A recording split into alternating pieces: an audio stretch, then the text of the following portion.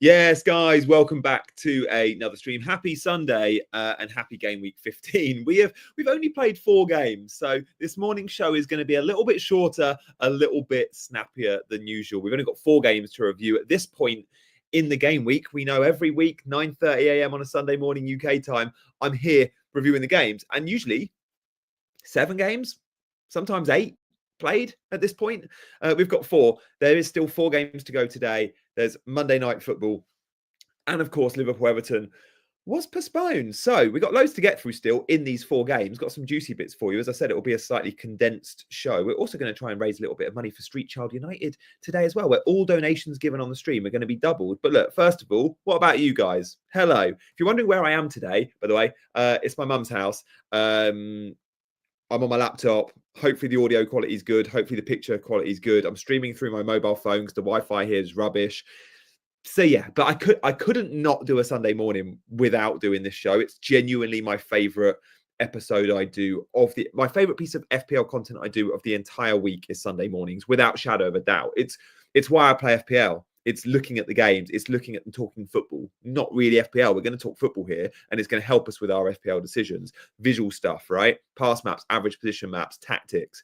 So stay tuned, and hello to all of you. Maliki, you're too generous, mate. Thank you so much all the time, supporting the channel as you do. So thank you. Maliki also donated generously to Street Child United the other day. Thank you, mate. Morning, Heather. Hey, Keith. Hope you're good. Hey, Freddie's in the house. Suki's there as well. Kev's there too. Good to see you all. Hope everyone is well. Don't worry too much about your low points yet, guys. Still so much football to be played. Let us know how many players you got. G Wiz is in the house. Linda, Shiraz is there as well. There we go. Thank you, guys. So look, without further ado, let's get through these games, shall we? I think we've got to start with the Manchester clubs, probably, like the headline. If this was a match of the day running order, where do we go? Well, I think Palace, Man City. Like, again, Palace slipping up. Paul's in the house. Mackham's there, down under. Hey, team. Guys, if you fancy hitting that like button and, of course, supporting the show with a subscribe, that'd be amazing. I mean, look, Milenkovic on the bench is a bit of a killer. But look, let's get through them. Crystal Palace versus Man City. Boy, this was even. When you see a 2-2 draw, you're often like, oh, okay, I wonder if one team had the lion's share of possession. I wonder if one team took all the shots. When you see the XG plot here, they literally finished pretty much on the same XG, 1.3 versus 1.5. So close. Man City definitely had the better start to the game. We can see that. And then look, second half, just after half time, Palace really came into their own. This is a problem with Man City. They're conceding more XG than they've ever really conceded under Pep. We don't see Man City conceding 1.3 regularly. They're often, peak Man City don't concede more than 1 XG a game, ever, really.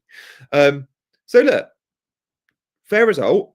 What about the shot map, though? Because sometimes I see XG plots and I'm like, oh, okay, maybe one team had loads of big chances. Maybe one team had loads of collection of small chances.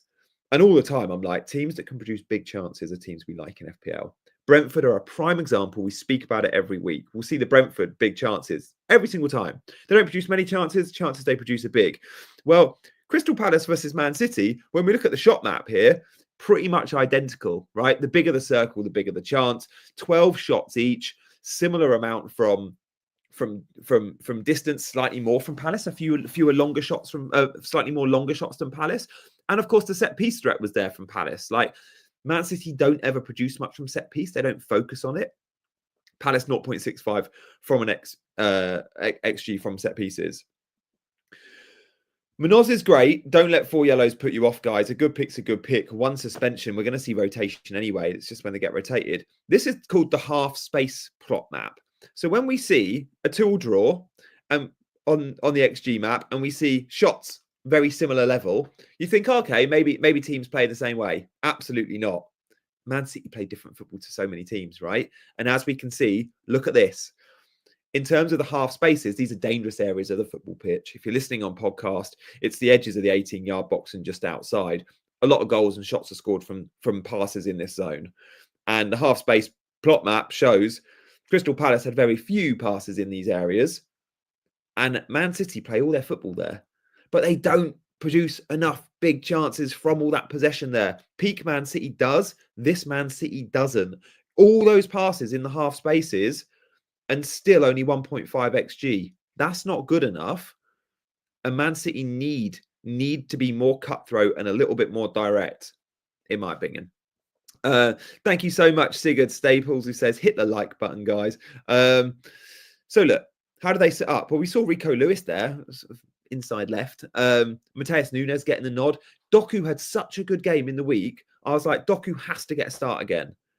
Doku caused chaos against Nottingham Forest and they won the football match. Man City haven't been winning football games and they beat Forest with Doku flying and then he gets benched. Savino and Nunes on the wings. We saw De Bruyne and Haaland as a front two. Haaland's kind of back. That 8-pointer by Haaland's good for his owners, but not great. Gundogan playing the Rodri role yet again. Gundogan seems like he's going to slot into that role. Maybe when Kovacic is back fit, that changes. Maybe in January they buy someone and that changes. But as things stand, we're seeing Gundogan get game time here a lot. Crystal Palace much deeper. We can see here, higher up the pitch, Man City. Deeper, of course, Crystal Palace. Fewer passes, still the same amount of XG. Efficient with their passes. Will Hughes had a great game. We say it every time with Palace. The value's in the fullbacks. Daniel Munoz is a great pick, and he's now scored 2 goals in 2 games. Mateta's worth keeping an eye on, as is Eze, as is Sarr. Entry point isn't the best for Man City. A couple of tricky fixtures, but when they turn, I'm interested in Munoz. I'm interested in that front three as well. Eze will no doubt be the popular player of choice. So, guys, let us know your comments about Crystal Palace, Man City, and we can flash a few of them up as well. Good to see KC has 7 players left, 24 points. Hope this week delivers. Yeah, I mean, a lot that are on 24, 26. A lot of them had Brian Mbomo's haul, didn't they? We'll talk about Brian Mbomo in a minute. If you're watching on catch up, by the way, guys, do drop a comment and I will get back to you in the chat. Penalty taker for Palace is Eze. We expect Eze to be on pens over Mateta, I think. Palace fans can let me know, but I'm pretty sure it's Eze over Mateta. Both have taken pens. Rico Lewis did finally score. Yeah, 2 yellow cards. We have to mention that red card from Rico Lewis. So Rico Lewis is obviously now suspended. That means he does miss the Man United, the Manchester derby. It's annoying for owners. I own him, but it means he's good to start then the week after against Villa at least. You'd expect him to. So he has his rest built in. It's annoying, but it's there. I also don't expect Man City to be keeping clean sheets. So it's annoying, but there you go. Mateta's on pens. Okay, yeah. Mateta, you're all saying Mateta. I remember Mateta scoring pens at the end of last season. I just can't remember if Eze was on the pitch. I know Elise's taken pens, obviously, before he was sold too. So yeah, it does look like Mateta's the first choice taker. Thank you, guys. I knew you'd know. I've not looked into it because I've not owned a Crystal Palace player this season. Morning, Sammy. Hope you're good, mate. Jackson, captain for Heather. Maliki sold. Lewis. I was happy with the 4-pointer from Lewis in a way, which is weird. All right, let's move on away from Man City then and go to the other Manchester club. Big headline here. It's Forest beating United. I didn't see this one coming. I'm not going to lie. We all thought because Man United was so good against Everton at home only a week ago, we probably thought they would do similar again. Well, they didn't. Better team, though, as far as shots and XG goes. And actually, when you look at the XG plot, at no point really, other than the first 5-10 minutes, were Forest a dominant team. Like Man United, especially when they go, that early goal, or the first goal from Man United, you see that and you go, really dominating this football match. And at no point then on do Forest have a higher share of the XG, but soft centre. They're still getting used to the system. Have to remember, going from a back 4 to a back 3 is very different. It also is going from a midfield 3 to a midfield 2. We'll look at that in a second. But there's an adjustment period that needs to take place. And what we haven't had from Man United and Amorim, he's not had time on the training ground. When you come in mid-season during a heavy fixture run, like, you got half an international break, I think he had. I think he came in towards the end of the international break, or certainly a week in, and it's like, you really want a 2-week period. Well, he knew he was coming, so he had some prep time, but the players didn't have prep time. So we've seen a bit of a struggle and a bit of an adjustment. What we have seen, though, is Amad Diallo and Bruno Fernandes stand up and say, I'm the 2 United players you can pick. And whilst they're conceding, they're still scoring goals. Still scoring goals. So let's get your comments on Man United and then we'll get through and see some pass maps. Andy sold Bruno so we could get to Trent. Yeah, Bruno did look good. Most of Man United's XG is from a lucky rebound to Højlund, maybe. But we also saw Man United hit the bar. Bruno Fernandes from the free kick. I was very disappointed with that. Took Burmo out. Yeah, we'll talk about Brentford in a minute. We'll talk Burmo when we get to that fixture. Let's continue on the Man United Forest team. And then, of course, I'm keen to show you all the juicy stuff from each game. Thank you so much, Sammy, for mentioning. Guys, loads of you out there won't be subscribed to the channel just because you've stumbled across me for the first time or you've watched me a few times and I haven't convinced you to hit that button. Start the season in FPL is full of people watching your shows, hitting the like button, hitting the subscribe button, and it's awesome, right? And as a content creator, you go, I'm going to get loads of subs. It's all great. Loads of people watching my content. My numbers have fallen off a cliff in the last month or so, probably because my rank's rubbish, and people are quite fickle. They'll go off where you are currently in the season, not what you've done in the past. So no one really is watching my videos. The lives, though, you guys are still coming, which is lovely. But my appeal to you is, if you want to support me in the channel and keep me going with making videos, not just lives, but videos in the week, then the subscribe would be really, really welcome. Thanks, guys, and thanks, Sammy, for that reminder. Okay, let's move on then and look at the juicy stuff from the United Forest fixture. A plethora of shots from Man United. Do you notice how they were lucky with the rebound from Højlund? We can see the shot map here. Man United weren't bad. 17 shots versus Forest 11. 17 shots, 2 goals, meh. 11 shots, 3 goals is brilliant conversion rate. Brilliant conversion rate. Paul says, why would you watch and not subscribe? It's a bit like going to a nice restaurant, having some great food and never going back. Yeah, maybe. And I went to a nice restaurant last night and I thought, you know, I need to make a review. I never review restaurants online. I'm going to make a Google review. I spoke to the owner. She was lovely. And she was like, didn't ask me to do a review. And I was saying how, you know, difficult it is in the restaurant industry. I was like, yeah, I should really review that. Look at that XG for Forest. Yeah.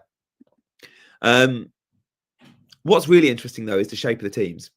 Because when we see Man United, that back three is now very clear and obvious, okay? But the wing backs, boy, do they get license.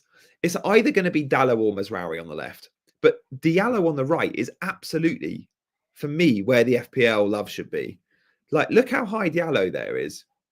He's pretty much, give or take, the most advanced man on the pitch.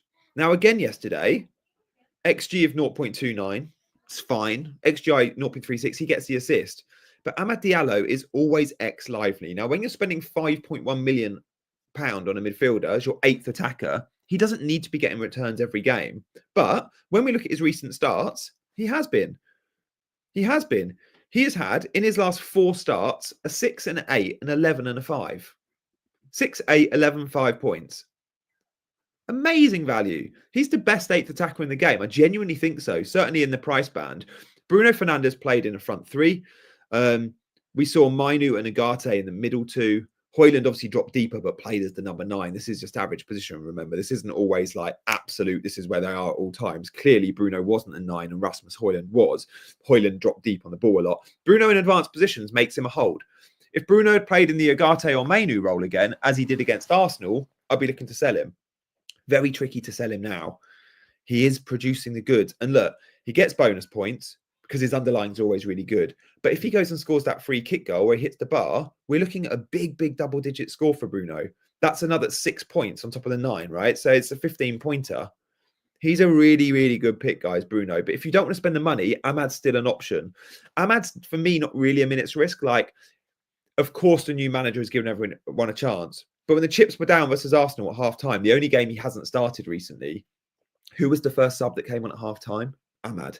The manager loves him. He's built for this role. Amorim has a history of changing wingers to wing-backs. He did it at Lisbon. So whilst he'll play one full-back at wing-back, Diallo or Mazraoui, the other one's going to be a winger. And that's Amad Diallo, guys. We've not seen him try Garnacho in that role, for example. Garnacho gets me a return in his final game for me. Well done, Maliki. It is time to go. Fit Mino is great. Absolutely for Bruno. Well said there, Mackham. It's a really good point. In terms of Forest, it's an away from home position where you don't have the ball much. You see this average position map. You see this dysfunctional pass map and you go, fair play, because you've just gone to Old Trafford and won and scored 3 goals. When I see this, You don't look at that and go, that I see 3 goals. That does not look good, right? But fair play, Forest are efficient, and Nuno teams know how to do that. Just like Nuno teams know how to defend.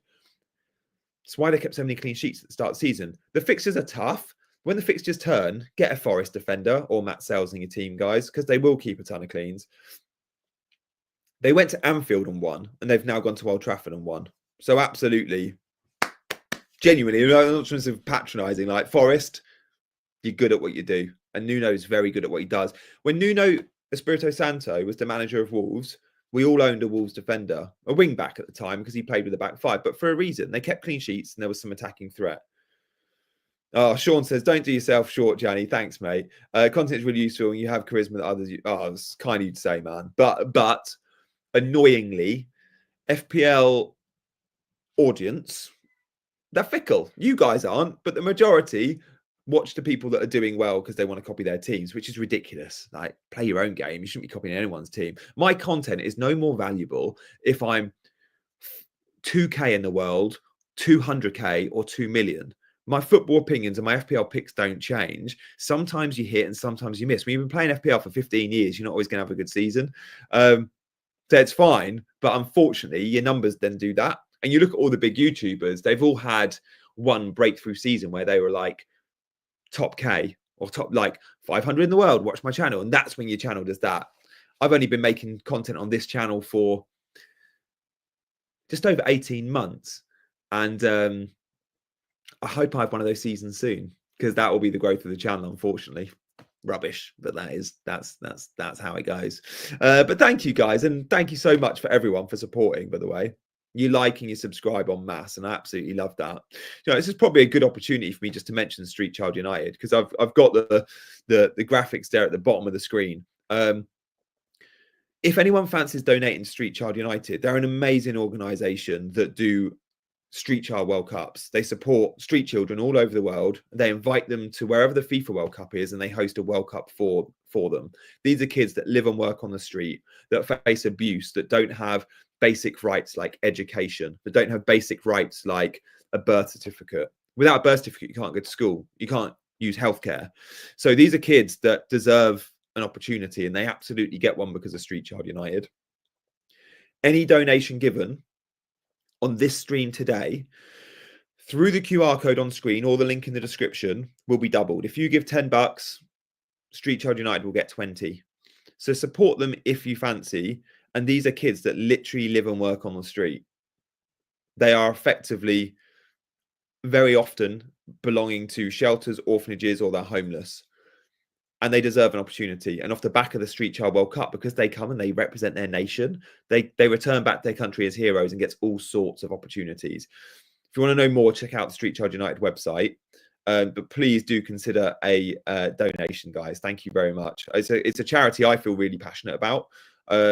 And I would love you guys to consider just, giving some content today. I was reading a comment that said, your content is good, Gianni. Thank you, man.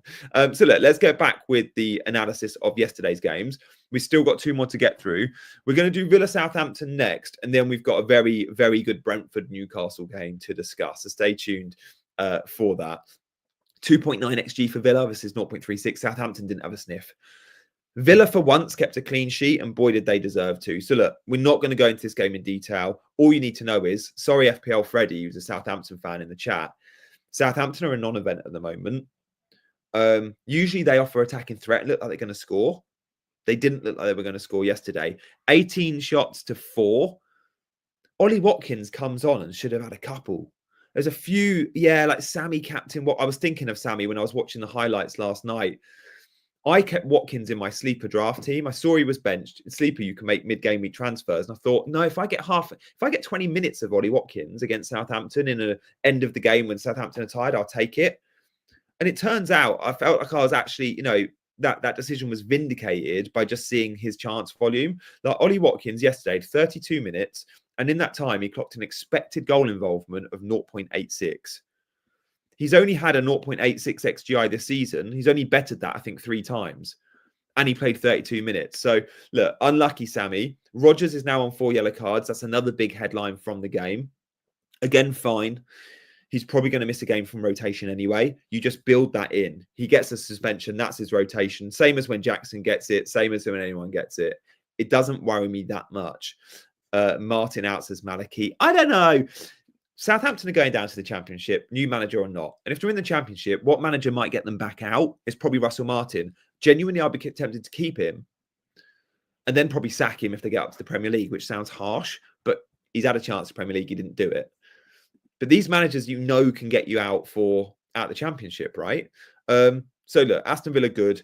Average position, we saw John McGinn and Morgan Rogers quite narrow. John Duran obviously started, and then Watkins came in. We saw Maddison play instead of Dean. Unlucky for all those that have Luca Dean. They get a clean sheet, and he wasn't in the 11. Konza at right back. We will sometimes see Konza at right back. And when he's not at right back, he'll be starting at centre backs. But we do now have Tyrone Mings back fit. Pau Torres, Diego Carlos, Konza, and Mings. That's 4 very good players, centre-backs, for 2 spots. So at times, we might see Matty Cash left out for Konza. The fact they kept a clean sheet with Konza at right back, maybe Cash isn't as safe as we perhaps think. Pau Torres is absolutely the one that's non-negotiable in that back line. The left centre-back, he's the main passer out the back. They need him. By the way, don't underestimate Villa getting a clean sheet with the return of Kamara. We saw Kamara next to Tielemans there. That's huge. Anana's great, but Kamara's the best DM at that football club. And his return to Aston Villa is going to see better performances and more clean sheets. So think about that with clean sheet fixtures. When we look at Aston Villa and the fixtures coming up, are they a buy if you're shopping for a cheap defender? I don't know. It's a mixed bag. I mean, it's not the best entry point because they go to the City ground next. Forest are difficult. And then it's Man City, Newcastle. But after that, home versus Brighton, home versus Leicester, away against Everton. Excuse me. It's an all right run. It's an all right run. So that's Villa. Southampton, dibbling the most advanced. They'll concede. They're messy. They're going down, aren't they? They're going down. What about Brentford versus Newcastle? Wow, this was a fun game. I feel like Newcastle are involved in all these fun games. Newcastle went to Selhurst Park last week and they were rubbish. They somehow got a draw, 1-1 draw, but Palace were totally dominant. 1 shot on goal from Newcastle and an XG of 0.04. They went to Brentford and they turned it on. They were much, much better. So fair play. You were probably unfortunate to concede 4 goals. Newcastle had the slightly better chances, and Mbeumo did Mbeumo stuff. Going to show you where Mbeumo played on the football pitch. And boy, was it more positive than what we've seen in the past. We're going to analyse Brentford in way more detail in just a second. But before we do, a shout out to Sleeper. Many of you are in my Sleeper League. If you're not already, then give it a go. I'm giving away a £100 Amazon voucher or a PS5 every week. PS5 last week, by the way. I'll do another PS5 before Christmas. So if you're not already in my Sleeper League, all you have to do is predict the outcome of the 10 matches of the round. Not even scores, just home, away, draw. The winner usually gets 8 out of 10. If it's a tie, I do a spin the wheel live on YouTube. You may have seen me do them. There's no gimmicks here. It's an awesome football app with football news. You can scan to join. There's a link in the description. Join my Pick'em League and win awesome prizes. Literally, I've got an allowance of £7,000 to give out in prizes every week, in the entire season. Hence weekly prizes. They're also doing a Champions League Pick'em. So if you're not in the Champions League Pick'em, again, scan the QR code. Link in the description. They're giving $1,000 worth of prizes every match day. Champions League Tuesday this week. So 2 leagues for you to both join. Links are in description if I move on. If you want to press pause and scan, do that now or come back to it. But genuinely, guys, this is free to download. It's quick. It's easy. You're going to love Sleeper. If anyone's playing Sleeper, let us know in the chat. I'm sure many of you are. Brentford, should we get back to it? I love analysing Brentford. They're the most interesting club in the league for me. Sammy's going to like me saying that. Isak should have had more points. Again, when we look, 16 shots Newcastle, 2 goals. 11 shots Brentford, 4 goals. Brentford are efficient. Brentford take their chances and Brentford get big chances. When we look at big chances, the bigger circles, it's pretty even. What Newcastle did was lots of shots from distance. You don't score many goals from distance. And Thomas Frank, the Brentford manager, doesn't allow his team to have too many shots from distance. He's come out and said that. What makes Brentford good defensively? They concede goals. They're not good defensively. What's interesting about Brentford defensively is they encourage teams to shoot from distance. And when you're encouraging teams to shoot from distance, your goalkeeper often picks up good save points, right? Because he gets, easy saves. Now, yesterday we didn't see that. The shots weren't on target from Newcastle. So Flecken only got the 2 saves. But Flecken did get an assist. So Flecken finishes on 3 points. No save points, but got the assist points, and obviously -1 for the 2 goals. Flecken's still very highly owned. He's not a bad own. I'd consider moving him on eventually, though. Sammy, 26 goals in 8 games at home. You can't beat that. It's very, very impressive. They are top of the home table for a reason. Visser's a great finisher. Thank you, Matthew. He absolutely is. Brentford are very organised. Sammy says we lack leadership at the back with me benched. Yeah, Janssen got no fullbacks. What is on with Rico Henry? I thought he returned to training a few weeks ago. Flecken did get the yellow. Yeah, hence the 3-pointer. Yeah, so ups and downs for Flecken. Hall gets a few chances of returns too. We're going to see Hall get a haul at some point. I do think that. In terms of the shape, good news for Brentford fans, good news from Burmo holders, and Burmo wasn't as wide as what we've seen. Away at Aston Villa last week, he was effectively a wing-back with Kevin Schade and Visser down the middle. Kevin Schade didn't play yesterday. Thiago did, dropped deep a lot. Visser number 9, and Burmo very close to him. Vandenberg, obviously, at right back. And Lewis Potter, the sort of left wing back and the outlet down the left-hand side. Shiraz, this is really interesting on Visser. I spoke to a Brentford coach a couple of years ago, and I asked him about, I think I was asking about Ivan Toney, and said how good he is at finishing. He went, Ivan Toney's not even the best finisher at the club. Everyone at Brentford, the players and the coaches, a couple of years ago, it was well-known fact that Visser was the best finisher at the club. I thought it was really interesting. Really interesting. Like, he's just known as a better finisher than Toney. So fair play to Brentford. And then look, Newcastle, Isak's really good. And Murphy had a good game, couple of assists. I don't think he's a buy. There was no Anthony Gordon. He was benched. He'll obviously come back in. He must have had a knock. Anthony Gordon's on to monitor. The next 2 fixtures for Newcastle, they're going to be flavour of the month, guys, because Newcastle now play Leicester at home, right? Ipswich away. I want a slice of that. I might even be buying Gordon. I might even be buying Isak. Definitely look at Newcastle attack now, guys, because just absolutely for the fixtures. Those 2 fixtures, Leicester and Ipswich, are as good as it gets. Andy says only 142 likes, 528 watching. Guys, if you can hit that like button, that'd be amazing. So do like and do subscribe to the stream. Guys, that's going to be it. It was a whistle-stop tour this morning. That's all the games. That's literally all the games. If you haven't already done so, do scan those QR codes for Sleeper.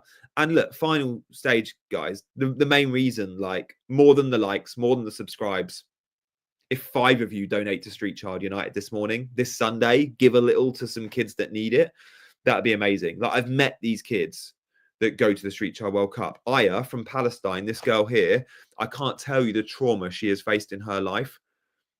By the way, not just because she lives in Palestine. As a girl trying to play football, it's been so... As a girl that wanted short hair, it's been really tricky for her. She's an amazing young woman, and she inspires me, right? Street Child United is such a worthy cause. Giving kids like Aya an opportunity to leave Palestine for the first time in her life, to get a passport, to fly to Qatar playing the World Cup. And now Street Child United are looking to put her through university. They've given her English language courses. They've supported her family. They've done football tuition in Palestine for all the girls that in the network that she's within. It's not just hosting these amazing events. It's the legacy off the back of the event. So thank you guys for the support. Scan the QR code if you want to support Street Child United. It's literally, you give £10, $10, the charity gets double that. All donations are doubled if you go through the Big Give website. The QR code is there. Guys, thank you so much for watching. I'll be back with another video on this channel first thing tomorrow morning with my team selection video. We're going to be talking Newcastle attackers because I definitely fancy them, and it might not be just Isak for me. Thank you for the love this morning, guys. Every Sunday morning I'll be here. See you later. Bye-bye.